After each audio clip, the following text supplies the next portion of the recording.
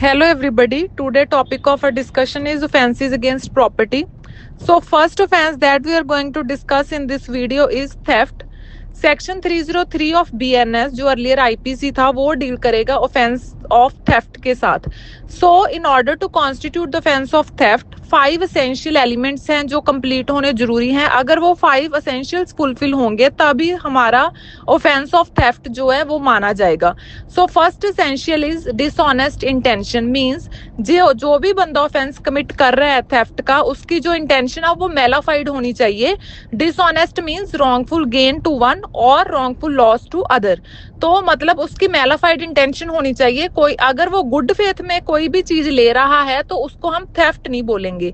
Second essential is out of the possession. मतलब जिस घर से हम चोरी कर रहे हैं या आउट ऑफ द किसी पर्सन से हम कोई चोरी कर रहे हैं तो उसकी पोजेशन में वो चीज हो.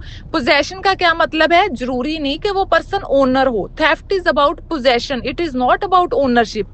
फॉर एग्जाम्पल किसी पर्सन के पेन को चोरी करना है, अगर वो पेन उसकी पोजेशन में होना जरूरी है. अगर वो पेन फॉर एग्जाम्पल रोड पे पड़ा मिल जाए तो that won't amount to theft, क्योंकि वो किसी की भी पोजेशन में नहीं है. So that is possession, out of the possession of that person. Then that property must be movable.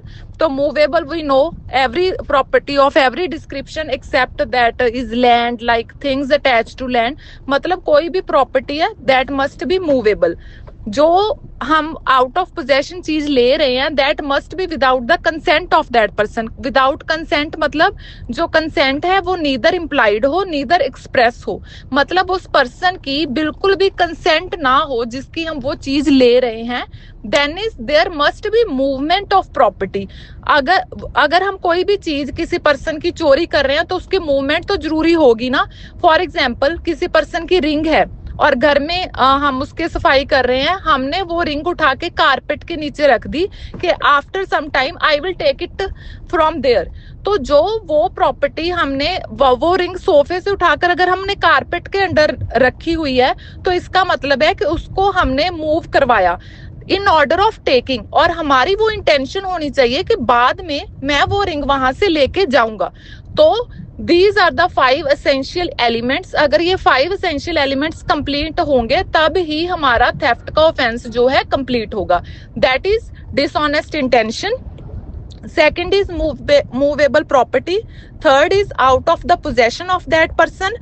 Fourth is without the consent of that person. That must be neither express nor implied. And last is movement of the property. अगर हम जो हमने last video में discuss किया था कि there must be 2 essential elements of crime in order to constitute any act to be a crime, that was actus reus और mens रिया. वैसे ही अगर हम थेफ्ट के केस में देखें तो वो एक्टस रियस होगा, वो क्या होगा? Movement of property. और जो मेंस रिया होगा वो होगा डिसऑनेस्ट इंटेंशन.